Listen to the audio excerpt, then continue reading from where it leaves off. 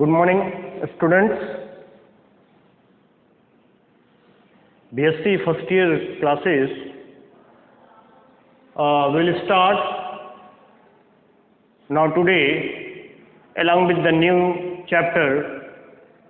One of the chapter of the topic of the organelles, and this is the new organelles is today will with the part of the lecture is the lysosomes. Lysosomes is the organelles which are found only in animal cell. Behalf of the lysosomes which found into the animal cell, the plant cell which isolated. The plant cell which are differentiated from this type of the organelles which are found. So this is the characteristic feature of the animal cell. This is the peculiar characters. This is the in the peculiar functioning. The lysosome is found into the in the animal cell. So lysosome is a very important organelles in the animal cell which work in the digestion, and in the digestion these are have to the many works. In the digestion process, the digestion takes place through the two types, intracellular and extracellular digestion. Due to the presence of the lot of the enzymes, proteases, hydrolases, lipases, nucleases, glycosidases, and so many kinds of the enzymes which are present into the lysosomes. So this type of the characters of the lysosome, that is play in the digestion, and both extracellular and the intracellular digestion is takes place. Their activity, the activity of the lysosome in the digestion due to have to the acidic in nature, because their pH value is the 5.0. So that you are better known that about to the in the pH scale when the any kinds of the substances which are below to the 7, that is going into the group up to the acidic, and if the above of the 7.5, 7 and others, so that this is the alkaline medium. So that is the lysosome which are have to the enzymes is the acidic in medium, and to the take part into the digestion, particularly intracellular digestion into the lower forms of the animal, because this is the play directly in the through the diagram. So we are just go now into the today's topic, into the lysosome. What is the basic meanings of the lysosome? Lyso and the soma. There are the two words which are indicating that soma is the digestive, and soma means body. That is the digestive body which are found into the animal cell. आज के topic में हम basic first year classes से related जो organelles topic चल रहा है उसके अंतर्गत एक नए ऑर्गेनल के साथ में उपस्थित हुए हैं और उसको हम डिस्कस करेंगे, जिसका नाम लाइसोसोम है। लाइसोसोम का जो जेन्युइन फंक्शन है वो डाइजेशन की प्रक्रिया में होता है। इंट्रासेलुलर और एक्स्ट्रासेलुलर डाइजेशन में ये पार्टिसिपेट करता है, जिसके माध्यम से बहुत सारे एंजाइम्स को कंटेन करता है जो कि हाइड्रोलिसिस या हाइड्रोलिटिक एंजाइम कहलाते हैं। Due to the presence of the water, that is enzyme which are stimulated to the particular functioning and to the complete digestion to the। तो यहाँ पर लाइसोसोम का एक्चुअल मतलब क्या होगा, लाइसोसोम का ग्रीक वर्ड में क्या मतलब होता है, इसको हम देख लेते हैं पहले। तो ग्रीक वर्ड में ये दो वर्ड से बना है, लाइसो और सोमा। लाइसो का मतलब होता है डाइजेस्टिव, एंड सोमा का मतलब होता है बॉडी, मतलब उस प्रकार की बॉडी जो कि डाइजेशन में भाग ले। डाइजेस्टिव बॉडीज होती है। डाइजेस्टिव बॉडी का मतलब ये है कि जो लाइसोसोम होगा वो डाइजेशन की प्रक्रिया में भाग लेगा, डाइजेस्टिव एंजाइम को कंटेन करता होगा, और वो आपने पहले भी आप जानते हैं कि डाइजेशन की जो प्रक्रिया होती है वो हमेशा केमिकल रिएक्शन पे बेस करती है। तो और केमिकल रिएक्शन तभी होते हैं जब विभिन्न प्रकार के एंजाइम्स वर्क करते हैं। तो ये एक पर्टिकुलर ऐसा बॉडी है सेल के अंतर्गत जो कि खुद एंजाइम्स को रखता है। बहुत प्रकार के अलग अलग एंजाइम्स होते हैं जो कि वर्क करते हैं इसके अंतर्गत, और वो प्रोटीन को, लिपिड को, कार्बोहाइड्रेट को और जो न्यूक्लिक एसिड को, इवन जितने भी चीज़ें हैं वो उसको डाइजेस्ट करने के लिए वहाँ पे एक पर्टिकुलर टाइप का एंजाइम होता है इसके अंतर्गत। इसलिए इसको lysosome, lyso is the digestive, soma is the body, which means that a digestive body is found into the cytoplasm of the animal cell, only on animal cells, not is found into the plant cells, that is not to the characteristic feature of the plant cell, that is the। तो आप ये कह सकते हैं कि lysosome का पाया जाना वो केवल एनिमल सेल में को रिप्रेजेंट करता है, प्लांट सेल में ये नहीं पाया जाता। तो बहुत सारे डिस्टिंक्टिव फीचर्स होते हैं जो कि प्लांट सेल और एनिमल सेल को रेफर करते हैं, प्लांट सेल को इंडिकेट करते हैं या फिर एनिमल सेल को इंडिकेट करते हैं। तो one of the characters, one of the organelles which are indicating only to the animal cell, that is called to the lysosome, digestive bodies which are have to the lot of enzyme is working on to the food particles in the intracellular as well as extracellular digestion which are takes place inside the cell or the outside the lumen of the system of the extracellular digestion. So that we will go now to the today's topic which are discussed in the continuous, that is the cytoplasm of the animal cell, only to the animal cell contains many teeny spheroid or irregular shaped membrane bounded vesicles are known as lysosome. As you mentioned that there are the so very fine, minute, rounded and irregular vesicle, that is the spheroidal oval structure, that which means that to the very teeny in form, बहुत ही सूक्ष्म, small, छोटा और spheroidal जो Oval shaped structure होता है वो cell, animal cell के cytoplasm में पाया जाता है, जिसको यहाँ पे लिखा है irregular shaped membrane bounded vesicle. Vesicle को इरेगुलर शेप्ड मतलब जिसका डिफरेंशिएटिंग शेप होता है, अलग अलग प्रकार का शेप होगा, स्फेरॉइडल होगा, ओवल होगा, राउंडेड होगा या किसी भी प्रकार का वो शेप हो सकता है, उस बॉडीज को लाइसोसोम कहा जाता है। Lysosome is the irregular bodies in the form of the vesicle that is a very teeny in form and to the spheroidal or the differentiating structures which are found into the cytoplasm of the animal cell, that is called to the lysosome. Lysosome itself is indicating to the digestive bodies, and the digestive bodies also help into the digestion. So it is the peculiar functioning, peculiar characteristic feature and the peculiar of functioning as well in the animal cell. तो हम चलते हैं अब इसके थोड़े से discovery की तरफ। बहुत ही एक फेमस वैज्ञानिक डी डुवे, जिनका नाम डी डुवे है, डी डुवे ने इन 1955 में सबसे पहले इसका नाम लाइसोसोम दिया, क्योंकि उन्होंने बहुत सारे एंजाइम्स की खोज इसमें की थी। बहुत प्रकार के एंजाइम्स पाए जाते हैं और एंजाइम्स में पाए जाने के कारण जो कि डाइजेशन की प्रक्रिया में भाग लेते थे, डाइजेशन की प्रक्रिया में भाग लेते थे और डाइजेशन की प्रक्रिया में भाग लेने के कारण इसको डाइजेस्टिव और सोमा नाम दिया। तो इस आधार पर इसने लाइसोसोम नाम दिया। तो इसीलिए नाम आया है कि D डुवे in 1955 named it lysosome on the basis of the discovery of the lot of the enzymes which participate in the digestion. Both kinds of the digestion is the intracellular and the extracellular digestion, and that is goes to the named is the digestive bodies is the lysosome. So now go to the their structure. Lysosomes is a form। अब lysosome के origin, lysosome के बनने पर एक वैज्ञानिकों में अलग अलग तरीके से उन्होंने इसको अज्यूम किया है, अजम्पशन दिया है, डॉक्ट्राइन किया है।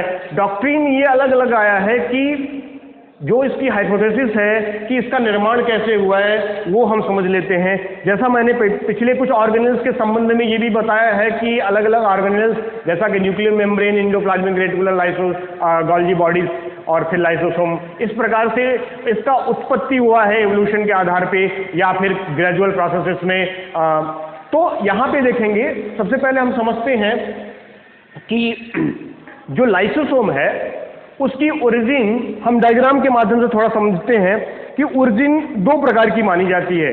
एक तो गोल्जी बॉडीज के से या फिर एंडोप्लाज्मिक रेटिकुलम के माध्यम से ये गोल्जी बॉडीज को माना जाता है। पर्टिकुलरली गोल्जी बॉडीज से इसकी ओरिजिन मानी जाती है कि गोल्जी बॉडीज में जो सिक्रीटरी जो Golgi bodies secretory in nature होता है, ट्रैफिक मैकेनिज्म करता है, इसलिए उसको trafficking police of the cell कहा जाता है। तो उस सिक्रीटरी नेचर जो वेसिकल्स वहां से निकलती हैं और वही वेसिकल निकल के जो है प्राइमरी लाइसोसोम का फॉर्मेशन करते हैं। आपको do you remember that when the time of the study of to the a function of the Golgi bodies is the one of the function is to help into the formation of the primary lysosome.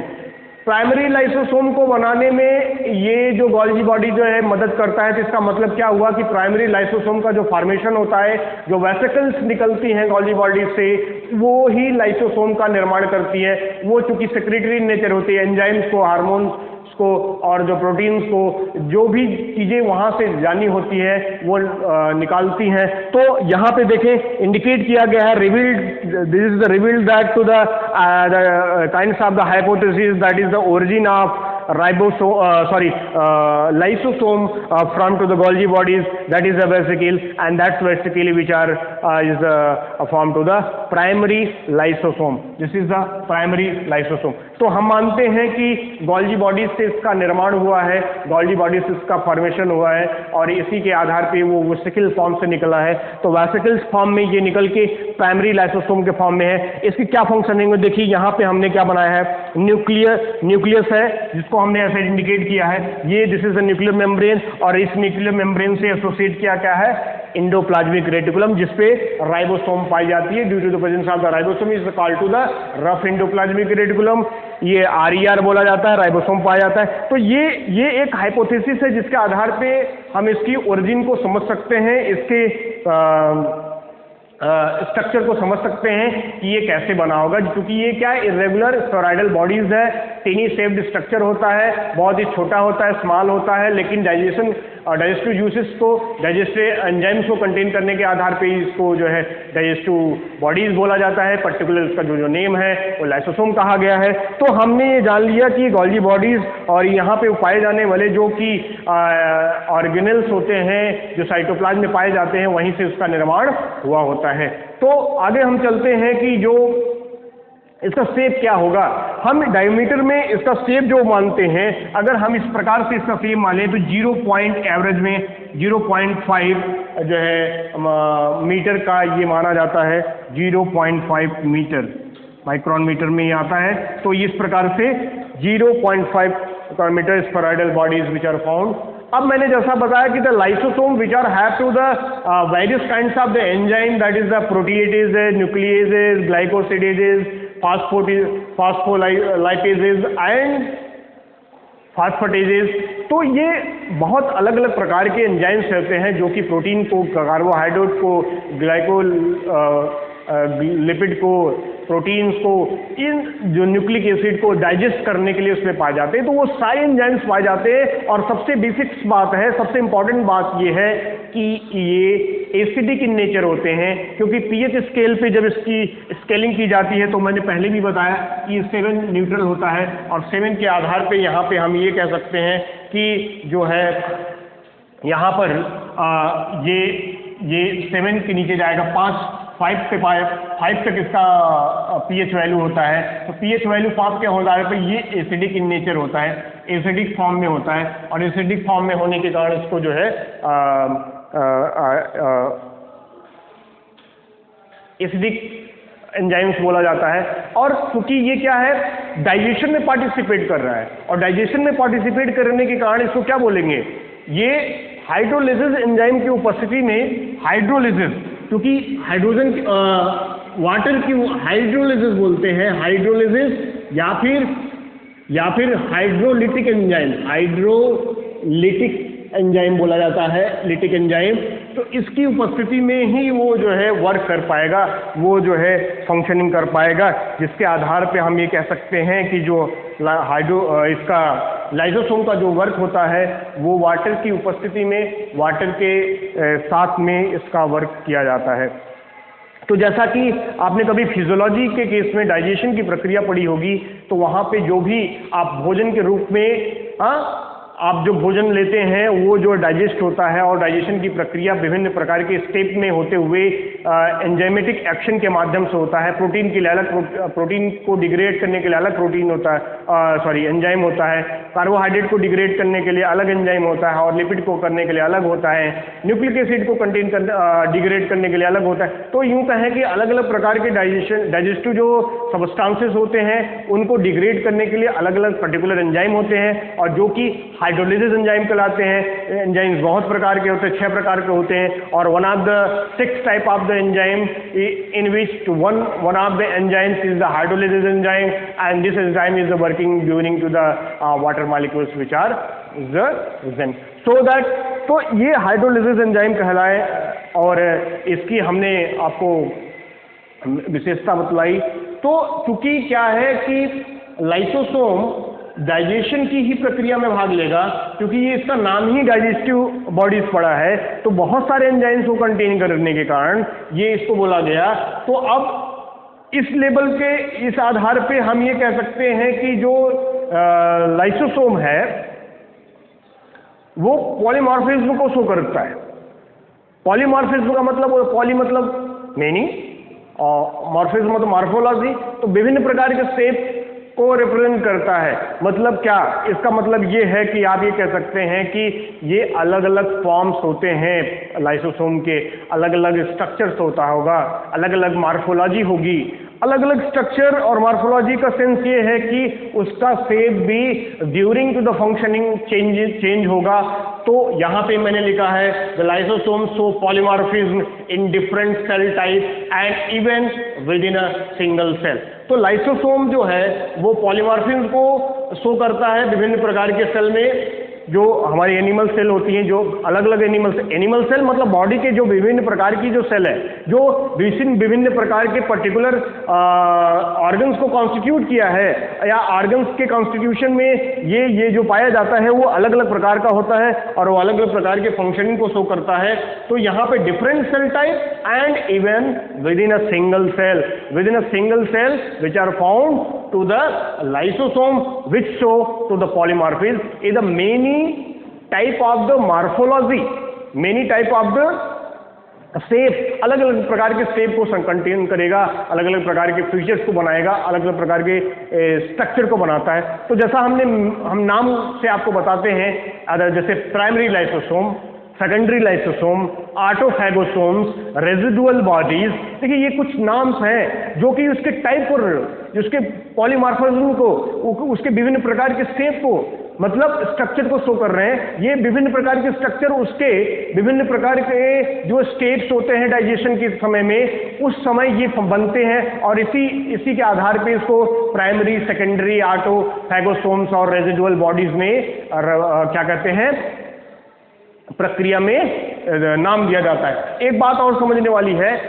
एक इसमें ये आप जानते हैं, intermediate की classes में आपने कभी पढ़ा होगा डाइजेशन के चैप्टर में, तो वहाँ पे जो एनिमल्स की चर्चा आती है, एनिमल्स अलग अलग प्रकार से डाइजेशन की प्रक्रिया में भाग लेते हैं, अलग अलग प्रकार के डाइजेशन की प्रक्रिया को अडॉप्ट करते हैं, क्योंकि आप बार बार हम कहते हैं विकास की प्रक्रिया के दौरान उसमें अलग अलग प्रकार से lower forms of the animals to higher forms of the animal which are have to the different kinds of the characters according to the environment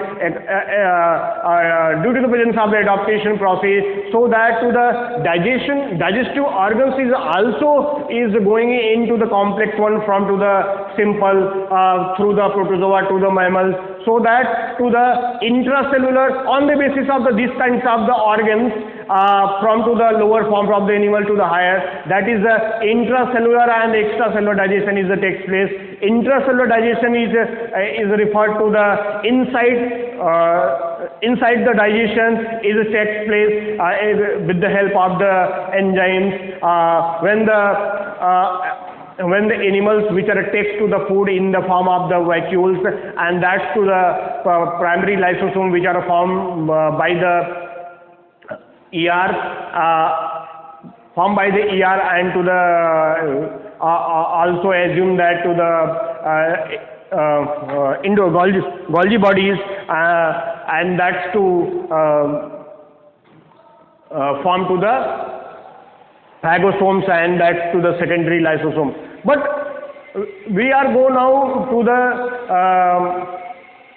extracellular digestion. In the extracellular digestion, the animals is also have to the lysosome, so that this is a perform also into the digestion in the, but in the extracellular digestion is not explained inside the cell. That is, the digestion happens in the lumina of the system, in the lumina of the digestive system, so that the many kinds of enzymes take part in the particular types of the different types of the organs which are participating into the digestion, so that these are the enzymes which are released from to the lysosome, which are have to the different organs of the body of the animal from the lower parts of the or higher parts, particularly to the extracellular digestion, which are adapted by to the higher ones, and that is adapted to the particular type of the system, and that is the system which are revealed to that to the particular type of the enzyme from to the particular cells, or the stimulation of the hormones, so that is going on to the releasing from to the particular cells.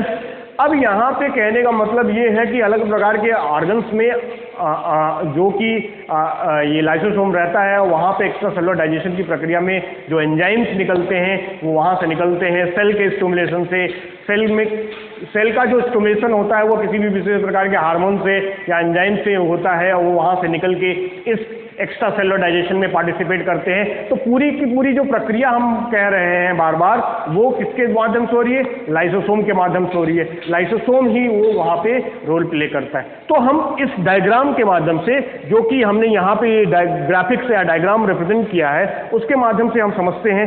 थोड़ा ये जान लेते हैं कि जो lower forms of the animals होते हैं वो कुछ एडाप्टेशन क्रिएट करते हैं, क्योंकि वो भोजन को टेकअप करते हैं तो उसमें ओरल कैविटी या फिर इस प्रकार की माउथ या विशेष प्रकार के फीचर्स नहीं होते, तो बॉडी सरफेस से ही वो भोजन ले लेते हैं। जैसे एग्जांपल में आप प्रोटोजोआ के लीजिए, तो प्रोटोजोआ जब भोजन को लेता है, फूड को लेगा, तो वो एक वैक्यूल बनाएगा और वैक्यूल में ही फूड पार्टिकल्स को लेगा। तो जस्ट ये क्या है? फूड पार्टिकल्स हम मान लेते हैं, ये फूड पार्टिकल्स है। This is the food particles, and that is the food particles which are goes now inside of the cell.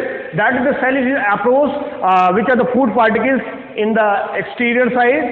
तो जबकि भोजन को लेना है, और हम आपको यही बता दें कि दो तरीके से लिक्विड के लिए अलग और सॉलिड के अलग जो सेल्स होती हैं वो अडॉप्ट करती हैं दो मैकेनिज्म को। कैसे? यहाँ पे मैं आपको बता दूं, एक्सोसाइटोसिस और एंडोसाइटोसिस की प्रक्रिया होती है। तो एक्सोसाइटोसिस का मतलब होगा सेल के बाहर जो है, सेल के बाहर जो है आउट ऑफ द सेल जो कोई सबस्टांस निकाला जाता है उसके लिए। और इंडोसाइटोसिस प्रक्रिया में यहाँ पे होता है जब सेल के अंदर फूड वैक्यूल को जो भोजन लिया जाता है वो फूड वैक्यूल के फॉर्म में बना लिया जाता है। देखिए इस प्रकार से। तो आपने देखा एक्सोसाइटोसिस और इंडोसाइटोसिस प्रक्रिया में होता है। तो अब यहाँ पे ये सब फैगोसाइटोटिक इन नेचर होती हैं, फैगोसाइटोज्ड बनती हैं, सेल के माध्यम से इनवर्ड मूवमेंट होता है और वो जो है उसमें जाती हैं। तो उसी प्रकार से यहाँ पे सॉलिड पार्टिकल्स के अलग और लिक्विड पार्टिकल्स के अलग अलग जो है वहाँ पे नाम दिए जाते हैं। तो वहाँ पे हम देखते हैं, तो ये देखिए फैगोसाइटोसिस इन नेचर में जो अब यहाँ पे पूरा ये क्या है? प्लाज्मा मेम्ब्रेन है। अब आप जानते हैं विद इन अ लाइसोसोम आपके सेल ऑर्गेनेल्स है, साइटोप्लाज्म में पाया जाएगा। ये न्यूक्लियस है, ये एंडोप्लाज्मिक रेटिकुलम है, ये गोल्जी बॉडीज है, ये लाइसोसोम है। अब ये जो फीचर्स बनाए गए हैं ये फंक्शन है, इसका जो फंक्शन के आधार पर इसके जो पॉलीमॉर्फिज्म को शो करने का प्रयास किया गया है और इसी के साथ में इसका फंक्शनिंग भी शो किया गया है। तो हमने सबसे पहले बताया कि जो पहले की ये फूड वैक्यूल है, तो इंडोसाइटोसिस की प्रक्रिया हो रही है और इंडोसाइटोसिस की प्रक्रिया में ये क्या करता है? ये फैगोसाइटोज्ड इन नेचर होता है, वेसिकल्स का फॉर्मेशन करेगा और वेसिकल्स के फॉर्मेशन ये देखिए, this is the form of the vesicle when the time which are the food particles is received by the cell के माध्यम से, सेल के द्वारा जो है ये देखिए, तो ये क्या है, ये वेसिकल्स बना लेती हैं और ये वेसिकल्स होती है साइटोफैगिक वेसिकल्स होती हैं जो कि इंडोसाइटोसिस प्रोसेस के माध्यम से बनती हैं। अब देखिए ये, और इस तरीके से हमने देखिए यहां से दिखाया। अब एक बात समझ लेते हैं, तो अब चूंकि मैंने यहां पे दिखाया, देखिए दो चीजें, ये गोल्गी बॉडीज है, ये एंडोप्लाज्मिक रेटिकुलम है, न्यूक्लियस के साथ में न्यूक्लियर मेम्ब्रेन को रिप्रेजेंट किया गया है। अब यहाँ से देखिए इस वेसिकल्स, यहाँ से वेसिकल्स के फॉर्म में दिखाया गया है, क्योंकि हम मानते हैं कि एंडोप्लाज्मिक रेटिकुलम का विकास जो है, गोल्गी बॉडीज का विकास एंडोप्लाज्मिक रेटिकुलम से है और न्यूक्लियर मेम्ब्रेन से एंडोप्लाज्मिक रेटिकुलम का विकास हुआ है। तो अलग अलग जो है टाइमिंग में अलग अलग जो है ऑर्गेनल्स का विकास हुआ है, और हम मानते हैं कि ये लाइसोसोम, प्राइमरी लाइसोसोम का जो फॉर्मेशन है वो इस प्रकार से। लेकिन आपको हम देखते हैं कि पहला जो वैक्यूल्स है, वेसिकल्स है, वो कैसे बना है, वेसिकल्स के फॉर्म में है। तो ये देखिए, अब फूड पार्टिकल्स है, अब ये इसका फूड वैक्यूल्स है, इस फॉर्म में जब बना, इसको फैगोसोम्स बोला जाता है। यही आटोफैगोसोम्स भी कहलाता है, ये आटोफैगोसोम्स कहलाता है, जो कि एक दूसरा फॉर्म होता है, दूसरा स्ट्रक्चर होता है वेसिकल्स का। अब देखिए, अब ये आटोफैगोसोम्स से ये जो कि प्राइमरी लाइसोसोम्स है, ये देखिए ये प्राइमरी लाइसोसोम जो कि गोल्गी बॉडी से निकल के वेसिकल्स का फॉर्म में इसका फॉर्मेशन हुआ है, ये क्या करता है, ऐड करता है इस किसके द्वारा, इस फूड वैक्यूल के जो वेसिकल्स है उसको क्या कर लेता है, ज्वाइन कर लेता है। और चूंकि आप जानते हैं which are have to the various kinds of the enzyme for the digestion, so that which associated together with the primary lysosome। तो प्राइमरी लाइसोसोम क्या करता है, इससे एसोसिएशन कर लेता है, और जैसे ही एसोसिएशन करता है तो बाद में चल के ये देखें, ये सेकेंडरी लाइसोसोम में बोलते हैं। तो ये हम आपको बताना चाहेंगे कि प्राइमरी लाइसोसोम को स्टोरेज ग्रेन्यूल्स बोला जाता है। देखिए क्यों, क्योंकि ये सारे मटेरियल को कंटेन किया है, इसलिए स्टोरेज ग्रेन्यूल भी बोलते हैं। इसको प्रोटियो लाइसोसोम बोलते हैं, क्योंकि ये पहला जो ये लाइसोसोम होता है जहां पे ये पार्टिकल को कंटेन करता है। और इसको जो है विरिजिन लाइसोसोम बोलते हैं, क्योंकि ये प्रारंभ में पहला जो जेनमिन जो लाइसोसोम होता है, जिसको आप प्राइमरी लाइसोसोम बोलते हैं, वो विरिजिन होता है, वो कोई फंक्शनिंग में अभी पार्टिसिपेट नहीं किया है। तो प्राइमरीली जो आता है ये विरिजिन लाइसोसोम है, और ये एसोसिएट करता है इस वेसिकल्स से, जो या ये कह सकते हैं फैगोसोम से। और जैसे ही फैगोसोम से एसोसिएट करेगा तो आप देखिए the virgin, the primary lysosome which are form through the Golgi body, that is also called to the proteo lysosome, virgin lysosome and to the storage granules, so that after the formation of to the autophagosomes, that is the autophagosome, these are formed by the fusion of the primary lysosome.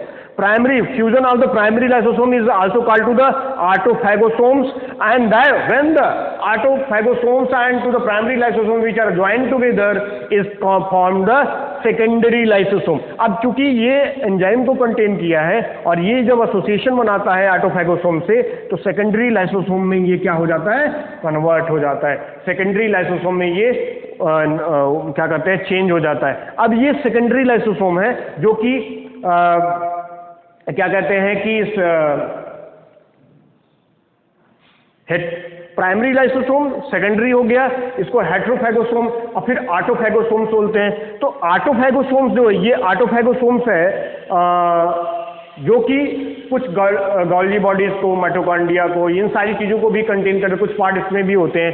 अब जबकि secondary lysosome में जो भी digestion की प्रक्रिया finally हो जाती है, और जब डाइजेशन की प्रक्रिया हो जाती है इंट्रासेलुलर डाइजेशन के माध्यम से, तब जो कि मटेरियल बचा रह जाता है वो जो डाइजेशन में, अब डाइजेशन के बाद ये जो साइटोप्लाज्म है, ये जो साइटोप्लाज्म एरिया है, इसमें डिसॉल्व हो जाता है, और जो बचा रह जाता है वो रेजिडुअल बॉडीज, मतलब एक दूसरे फॉर्म, लाइसोसोम का एक चौथा फॉर्म हमें प्राप्त हुआ, प्राइमरी लाइसोसोम, हेट्रोफैगोसोम, ऑटोफैगोसोम, फिर residual bodies. After the completion of the digestion in the cell, those of the materials are the rest of the part which are remaining, that is called to the residual bodies of the lysosome.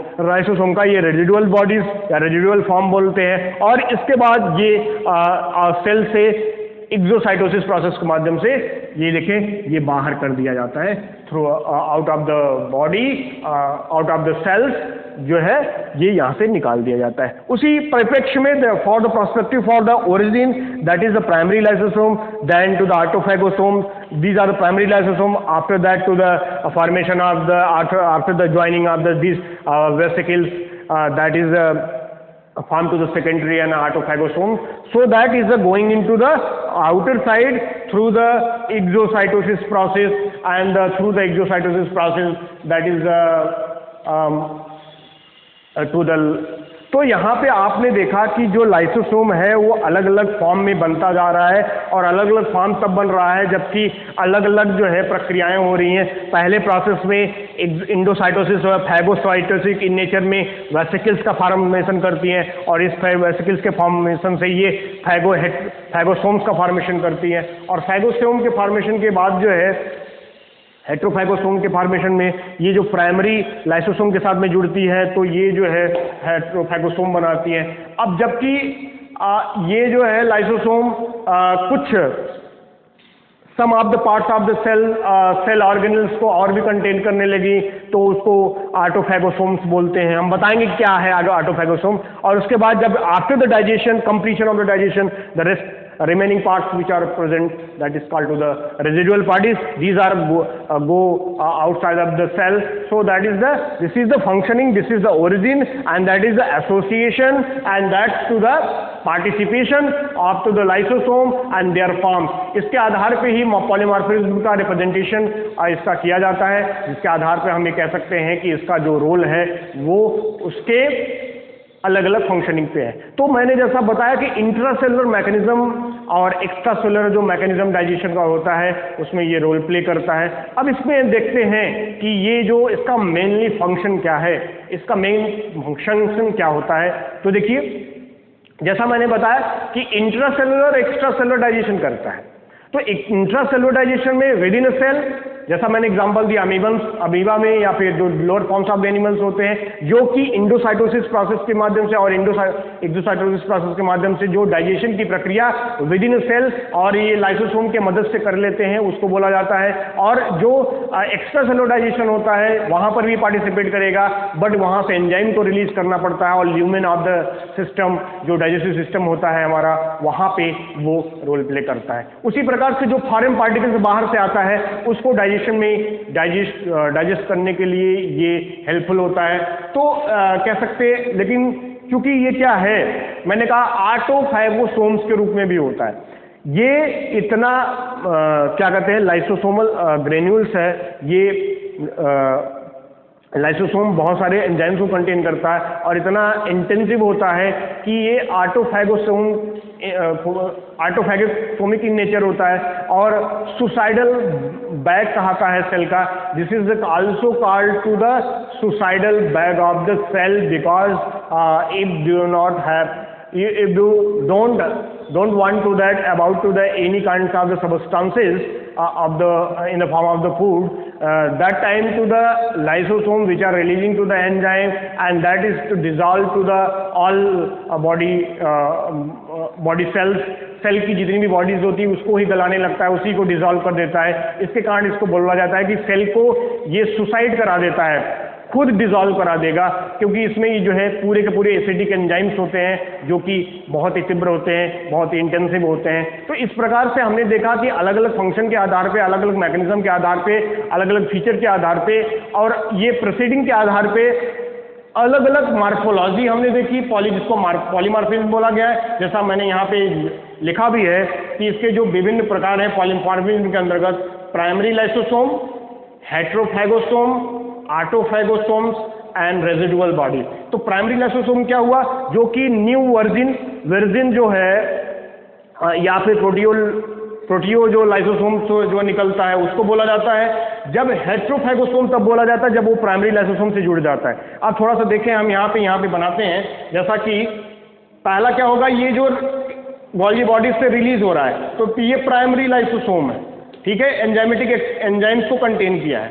अब हेटेरोफैगोसोम कब बोला जाएगा, जबकि ये phagocytic vesicle से ये जुड़ जाएगा, मतलब इसका एसोसिएशन हो जाएगा। जैसे ही एसोसिएशन होगा इसको हेटेरोफैगोसोम्स बोलते हैं।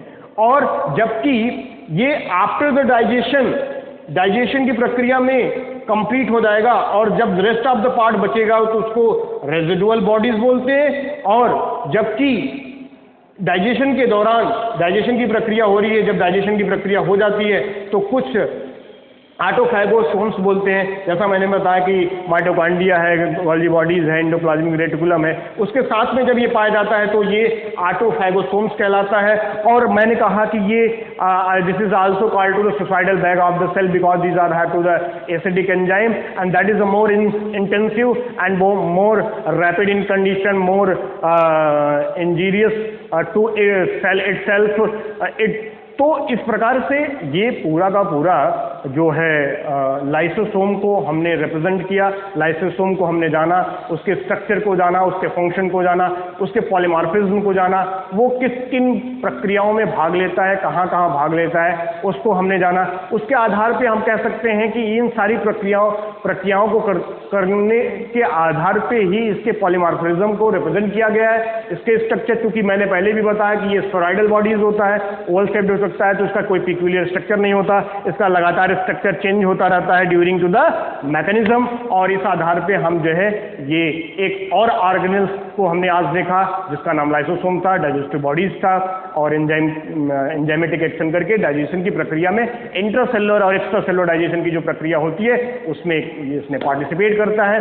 तो अगले लेक्चर में हम फिर एक नए ऑर्गेनेल्स के साथ में प्रोबेबली हम जो है न्यूक्लियस को पढ़ेंगे, जिसके आधार पे हम समझेंगे कि अभी तक जितने भी ऑर्गेनेल्स है, जो सेल है, उसका नियंत्रक कौन होता है, जो हेरिडिटरी कैरेक्टर्स जो होते हैं और उसमें कौन कौन से फीचर्स होते हैं, उसको हम पढ़ेंगे, उसको जानेंगे, उसको समझेंगे, उसको इम्प्लीमेंट करेंगे।